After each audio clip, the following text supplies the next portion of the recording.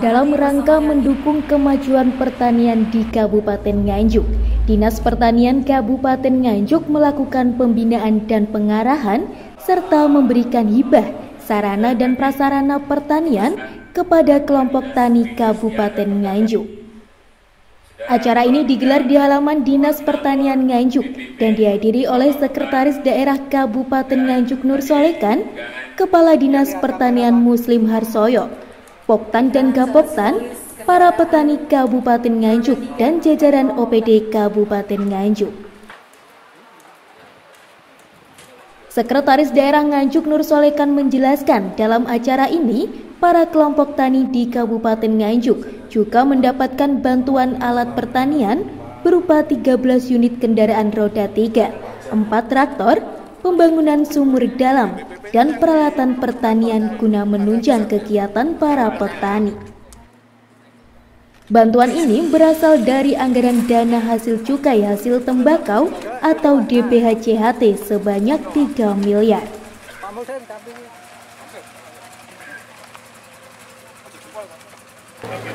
Hari ini saya mewakili Pak PJ Bupati menyerahkan beberapa bantuan ke petani atau ke kelompok tani.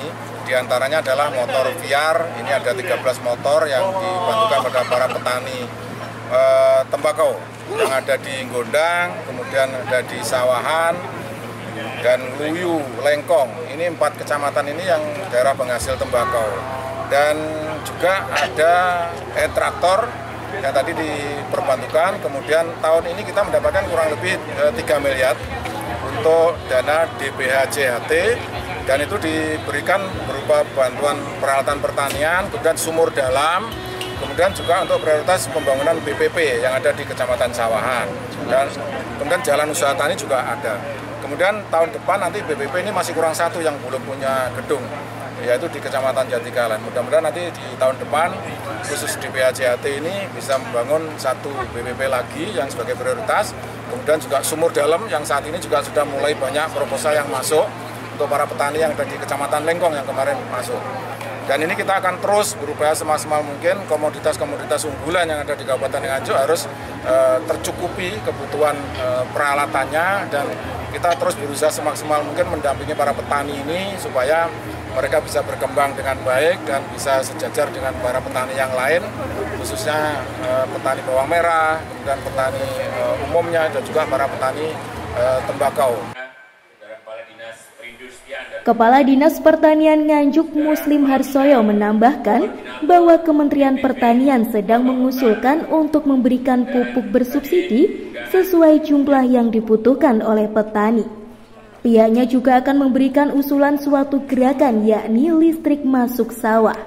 Karena hal ini dinilai lebih baik daripada menggunakan diesel yang memerlukan solar dengan jumlah yang tidak sedikit. Yang jelas bagaimana petani untung lebih besar. Kita tidak bisa mengarahkan harus begini, tapi yang penting bagaimana petani untung besar. Tentu kemudian kebetulan tadi malam saya mengikuti rapor. Mudah-mudahan kebijakan Bapak Menteri Pertanian yang baru ini pro petani akan merubah Permentan 10 tahun 2022 ya. Mudah-mudahan ada alokasi yang lebih besar APBN untuk subsidi pupuk kita. Kalau maunya meningkatkan produksi, ya memang pupuk harus dipenuhi. Mestinya pupuk bersubsidi itu jangan dibatasi, butuhnya berapa ya dicukupi, memang seperti itu. Ini karena bagaimanapun ketahanan pangan itu sesuatu yang sangat penting ya, kepentingan nasional yang harus kita capai dengan swasembada pangan. Dari sisi kami Dinas Pertanian, bagaimana meningkatkan efisiensi usaha tani sehingga menguntungkan petani. Pertama, kami meningkatkan sarana prasarana pertanian, termasuk bantuan alsitan, kemudian nanti juga penyediaan pupuk, pelatihan, penyediaan alat pengolah pupuk, kemudian penyediaan irigasi tanah dangkal atau sumur dalam, termasuk juga sumur pantai, itu dalam rangka meningkatkan produksi dan produktivitas. Bagaimanapun masalah air ini juga harus diperhatikan kalau kita ingin meningkatkan produksi, dan tentu ini nanti juga meningkatkan keuntungan petani. Satu lagi yang ingin kami realisasikan nanti gerakan listrik masuk sawah ya. Ini lebih efisien nanti untuk daripada diesel menggunakan BBM atau gas dengan submersible pakai listrik, itu efisien sekali. Di samping itu kami juga mengusulkan nanti untuk bantuan alat mesin pertanian itu tidak hanya dari dana bagi hasil cukai ya, karena kalau cukai tembakau kan terbatas, padahal banyak daerah-daerah lain yang juga membutuhkan, itu sangat membantu. Contohnya mesin combine ya, itu bisa memangkas biaya panen sampai 50%. Dari Nganjuk, Lailatul Tias, TV7 News melaporkan.